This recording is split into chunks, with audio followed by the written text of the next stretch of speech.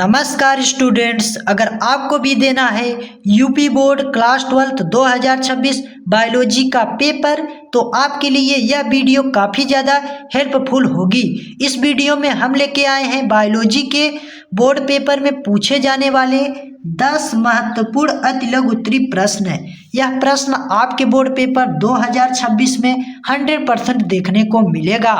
तो आइए हम लोग वीडियो को स्टार्ट करते हैं। वीडियो को स्टार्ट करने से पहले आपसे एक छोटा सा रिक्वेस्ट है, प्लीज़ हमारे चैनल पर नए हैं तो आप हमारे चैनल को सब्सक्राइब कर लें ताकि हम कोई वीडियो आप अपलोड करें तो आपके ज़रिए आसानी से प्रोवाइड हो सके। तो आइए हम लोग वीडियो को स्टार्ट करते हैं।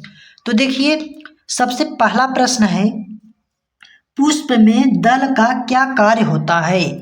यानी एक पुष्प है, उसमें दल का क्या कार्य होता है? तो देखिए उत्तर, पुष्प में दल का मुख्य कार्य परागण में सहायता करना और जनन अंगों की रक्षा करना है। यानी जो पुष्प है उसमें दल का कार्य होता है परागण में सहायता करना।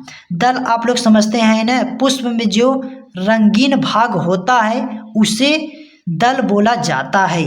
तो यानी वह जो रंगीन भाग है वह कीट पतंगे को आदि को वह अपनी ओर आकर्षित करता है, यानी खींचता है। कीट पतंगे जैसे मधुमक्खी हो गया, तितली हो गया आदि को वह अपनी ओर आकर्षित करेगा, खींचेगा।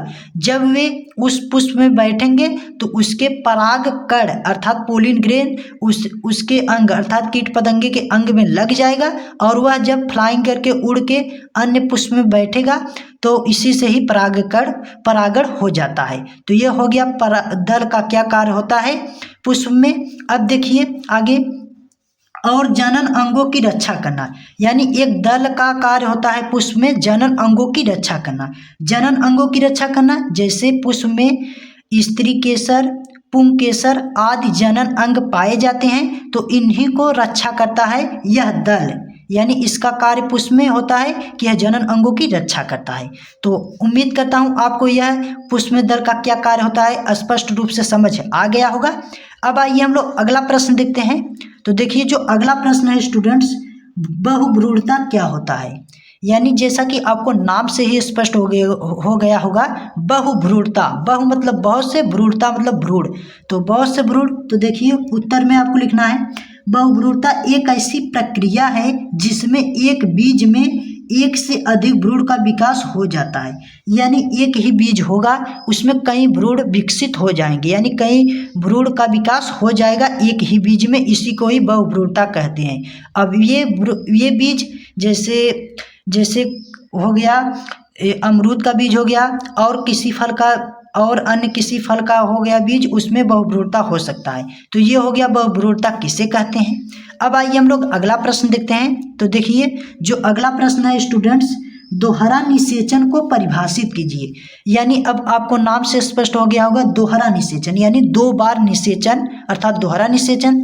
तो देखिए उत्तर में आपको लिखना है, दोहरा निषेचन एक ऐसी प्रक्रिया है जिसमें एक अंड कोशिका के साथ मिलकर भ्रूण बनता है जबकि दूसरा युग्मक केंद्रीय कोशिका के दो ध्रुवी केंद्रों के साथ मिलकर भ्रूणपोष बनाता है। जबकि देखिए दूसरा जो युग्मक है वह केंद्रीय कोशिका के दो ध्रुवी केंद्रों के साथ मिलकर भ्रूणपोष बनाता है। तो ये हो गया दोहरा निषेचन का परिभाषा। अब आइए हम लोग अगला प्रश्न देखते हैं। तो देखिए दोस्तों जो अगला प्रश्न है स्टूडेंट्स वह है प्रश्न नंबर 4 है, आभासी फलों के उदाहरण दीजिए। यानी आपको आभासी फलों का उदाहरण देना है। आभासी फल को असत्य फल भी बोला जाता है और आपके बोर्ड पेपर में कभी कभी असत्य फलों के उदाहरण दीजिए ऐसे भी प्रश्न पूछा जा सकता है। तो यानी आपको याद रखना है आभासी फल को ही असत्य फल बोला जाता है। तो देखिए उत्तर में आपको लिखना है, आभासी फल असत्य फल के जो उदाहरण हैं वे हैं सेब, स्ट्रॉबेरी, नाशपाती, अनानास, सहतूत, काजू आदि असत्य फल आभासी फल के उदाहरण हैं। तो ये हो गया आभासी फल के उदाहरण। अब आइए हम लोग अगला प्रश्न देखते हैं। तो देखिए प्रश्न नंबर 5 है, गूदेदार फल के 2 लक्षण लिखिए। यानी ऐसे गूदेदार फल के आपको 2 लक्षण लिखने हैं। गूदेदार फल का अर्थ है कि जिसमें खाने वाला भाग अधिक हो, ज़्यादा हो तो उसे गूदेदार फल कहते हैं। तो देखिए अब उत्तर में आपको लिखना है, गूदेदार फलों में एक या एक से अधिक बीज होते हैं। यानी उसमें एक या उससे ज़्यादा, एक से अधिक बीज होंगे और इनकी फल भित्ति प्रायः एपीकार्प, मीजोकार्प और एंडोकार्प में अलग अलग होते हैं।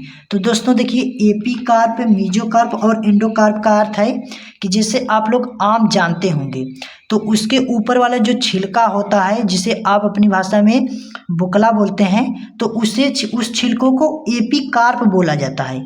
और उसके खाने वाले भाग अर्थात छिलके के नीचे जो खाने वाला भाग है उसको क्या बोला जाता है, मीजोकार्प। और उस खाने वाले भाग के नीचे जो बीज होता है उसे क्या बोला जाता है, एंडोकार्प। तो ये हो गया एपीकार्प, मीजोकार्प और एंडोकार्प का अर्थ में अलग अलग होते हैं। अलग अलग होने का अर्थ है दोस्तों, जैसे आम हो गया तो उसमें एपीकार्प अर्थात छिलका, मीजोकार्प अर्थात खाने वाला भाग, एंडोकार्प अर्थात बीज, तीनों पाए जाते हैं। लेकिन जो केला है उसमें क्या पाया जाता है, एपीकार्प अर्थात छिलका, मीजोकार्प अर्थात खाने वाला भाग, और जैसे सहतूत हो गया तूत, तो उसमें सिर्फ मीजोकार्प अर्थात खाने वाला भाग पाया जाता है। तो ये हो गया गूदेदार फल के दो लक्षण। अब आइए हम लोग अगला प्रश्न देखते हैं। तो देखिए जो अगला प्रश्न है, प्रश्न नंबर 6 है, परागण क्या होता है। तो देखिए प्रश्न में आपको लिखना है, परागण पौधे में प्रजनन की एक ऐसी प्रक्रिया है जिसमें किसी फूल के नर भाग परागकोश से परागकणों का मादा भाग वर्तिकाग्र में स्थानांतरण होता है। यानी किसी कीट के द्वारा नर भाग परागकोश से और परागकणों का मादा भाग वर्तिकाग्र तक स्थानांतरण होना, यानी उस कीट के द्वारा नर भाग के परागकण को मादा भाग के परागकण तक पहुंचाना ही परागण कहलाता है। तो ये हो गया परागण क्या होता है। अब आइए हम लोग अगला प्रश्न देखते हैं। तो देखिए अगला प्रश्न जो है, प्रश्न नंबर 7 है, पॉलीगोनम प्रकार के भ्रूणपोष में कितने केंद्रक उपस्थित होते हैं। तो ये हो गया। अब आइए हम लोग इसका उत्तर देखते हैं। तो देखिए पॉलीगोनम प्रकार के भ्रूणपोष में कुल 8 केंद्रक उपस्थित होते हैं। 8 केंद्रक और 7 कोशिका उपस्थित होते हैं पॉलीगोनम प्रकार के भ्रूणपोष में। यह प्रश्न आपके लिए महत्वपूर्ण है, इसे 3 स्टार लगा लीजिए। अब आइए हम लोग अगला प्रश्न देखते हैं। तो देखिए प्रश्न नंबर 8 है, जली परागण करने वाले पौधे के नाम लिखिए। यानी ऐसा पौधे का आपको नाम लिखना है जो जली परागण करता है। जली परागण अर्थात ज़्यादा पानी अपनी ओर आकर्षित करता हो। तो देखिए इसमें आते हैं हाइड्रिला, बेलिसनेरिया, जोस्टेरा और तालाब के कुछ खरपतवार आते हैं जो जली परागण करते हैं। तो ये हो गया 8वां प्रश्न। अब आइए हम लोग 9वां प्रश्न देखते हैं। प्रश्न नंबर 9 है, अपयुग्मन क्या होता है। यानी आपको अपयुग्मन क्या होता है लिखना है। तो उत्तर में आपको लिखना है, अपयुग्मन एक ऐसी प्रक्रिया है जिसमें भ्रूणपोष के अंडकोशिका को छोड़कर किसी भी कोशिका से बिना निषेचन के भ्रूण का विकास हो जाता है। यानी अपयुग्मन अंडकोशिका को छोड़कर किसी भी अन्य कोशिका से निषेचन का भ्रूण बना लेता है, इसी को अपयुग्मन कहा जाता है। अब आइए हम लोग अगला प्रश्न देखते हैं। तो देखिए प्रश्न नंबर 10 है, जीवों में जनन की प्रक्रिया क्या होता है। यानी एक जीव है उसमें जनन की क्या प्रक्रिया होता है। तो आपको लिखना है उत्तर में, जीवों में जनन एक प्रक्रिया है जिसमें जीव अपनी प्रजाति को आगे बढ़ाने के लिए नए जीव उत्पन्न करते हैं। सो डियर स्टूडेंट्स, ये रहा 10 महत्वपूर्ण अति लघु उत्तरीय प्रश्न जो आपके बोर्ड पेपर 2026 में 100% देखने को मिलेगा। अगर आपको यह प्रश्न समझ आया हो तो प्लीज़ एक लाइक कर देना, चैनल को सब्सक्राइब कर लेना। मिलता हूँ नेक्स्ट वीडियो लेके, तब तक के लिए जय हिंद, वंदे मातरम।